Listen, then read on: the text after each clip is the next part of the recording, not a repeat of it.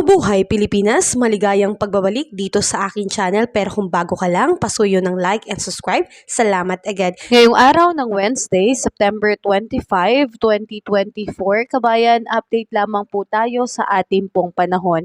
Makikita natin dito sa ating weather system na malinaw po sa loob ng PAR ay wala po tayong minomonitor na anumang cloud cluster o sama ng panahon. Pero sa labas po ng Philippine Area of Responsibility, makikita natin na meron pong tatlong sama ng panahon. Although nasa labas po ito at malayo po sa ating Philippine Area of Responsibility, hindi naman po natin ito tinatanggalan ng posibilidad na posible po itong lumapit. Kung magkaganon man kabayan, ito po ay posibleng tawaging bagyong Julian, bagyong Christine, at bagyong Leon. So subaybayan po natin yan kabayan dahil nagbago po ang ating panahon ngayon dahil sa climate change, isang potensyal na sama ng panahon o LPA ang posibleng mabuo sa loob ng PAR, lalo na po dito sa may silangang bahagi ng extreme northern Luzon na kalaunay lumakas o lumalakas at maging bagyo sa weekend po. So inaasahan po natin yan mga kabayan, so antabayanan natin. Sa ngayon, posibleng kumilos ito palapit sa extreme northern Luzon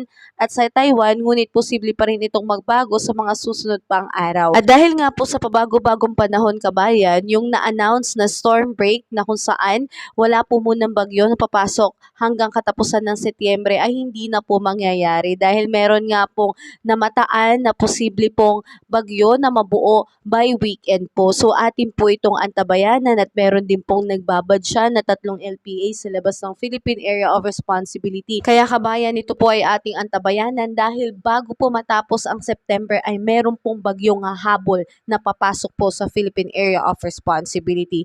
Ganun pa man kabayan, sa ngayon ang tanging nakakaapekto lamang po sa atin ay ito pong easterlies o mainit na hangin mula sa karagatang Pasipiko na nakakaapekto po dito sa may eastern section ng Southern Luzon, Visayas, and Mindanao. Kaya asahan natin kabayan dito po sa may Mindanao and Eastern and Visayas, asahan natin ang pagkakaroon po ng bahagyang maulap na kalangitan na may kalat-kalat na pag-ulan, kulog at kidlat at posible po ang pagkakaroon ng mga biglaang flash flood and landslide.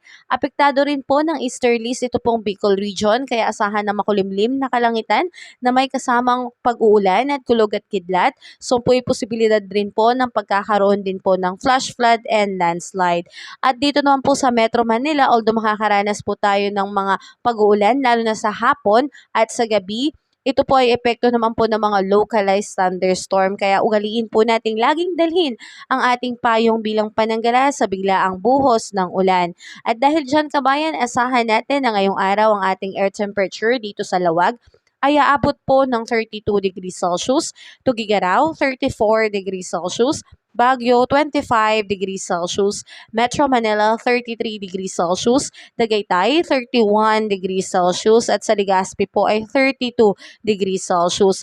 Dito naman sa may Puerto Princesa, abot po ng 32 degrees Celsius, Iloilo, Tacloban, Cebu, Cagayan de Oro, 32 degrees Celsius, Zamboanga may kainitan po 35 degrees Celsius at sa Davao po ay 34 degrees Celsius.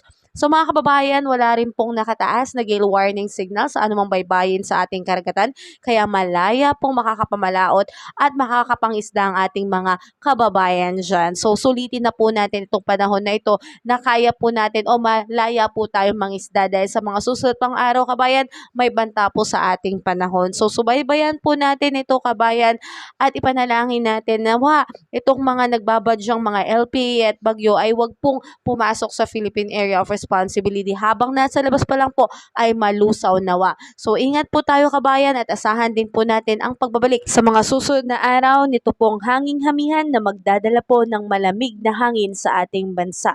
At mararamdaman na nga natin na talagang palapit na po ang Kapaskuhan at sana tayo po ay magpasko nang wala pong bagyo. So ingat kabayan, have a safe day po sa lahat. Kabayan, kung nakatulong sa iyo ang video na to, huwag mo namang kalimutang mag-like and subscribe at pasuyo na rin po, pahit na rin po ng notification bell para updated ka sa mga susunod ko pang weather update. Muli, maraming salamat, ingat, God bless po, kabayan.